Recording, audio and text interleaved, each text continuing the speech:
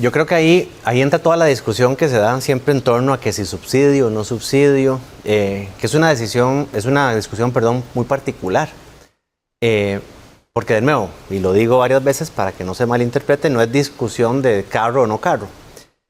Pero cuando construimos carreteras, nadie se imagina o nadie pone sobre la mesa que si la carretera va a ser subsidiada o no va a ser subsidiada, quién va a atender el costo de operación y mantenimiento, como que eso damos por un hecho de que así es.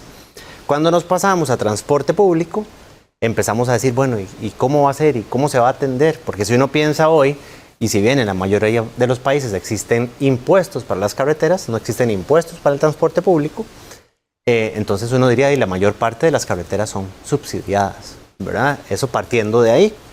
Implica que sean malas, ¿no? Porque se necesitan, porque generan un beneficio social. Entonces lo mismo sucede con los ferrocarriles, con una gran diferencia. Si uno se imagina una autopista, digamos, de peaje, a uno le cobran la carretera, pero usted puso el carro, la gasolina, el mantenimiento, donde se guarda el vehículo, uno pone todo eso.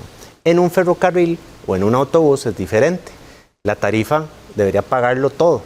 Entonces uno dice, claro, evidentemente se hace insostenible si a mí me tienen, imaginémonos una tarifa de peaje de carro, donde me cobren el carro, las llantas, la gasolina, el parqueo, sería inviable, ¿verdad? Entonces hay que tener la perspectiva de que así como pasa en carreteras con esas diferencias, los ferrocarriles también son necesarios, ¿verdad?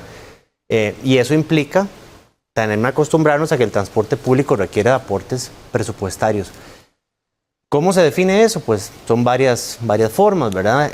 Y una es cuál es la decisión de política pública. Si uno ve la mayor parte de países a nivel internacional, además pongamos un ejemplo del metro de Nueva York, que es un metro sumamente concurrido, ya antiguo de alguna manera, relativamente antiguo respecto a otros, más o menos la tarifa cubre el 40% del costo de operación.